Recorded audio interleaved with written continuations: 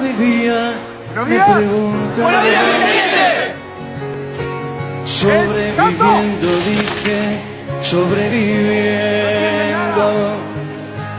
Tengo un poema escrito más de 1000 veces.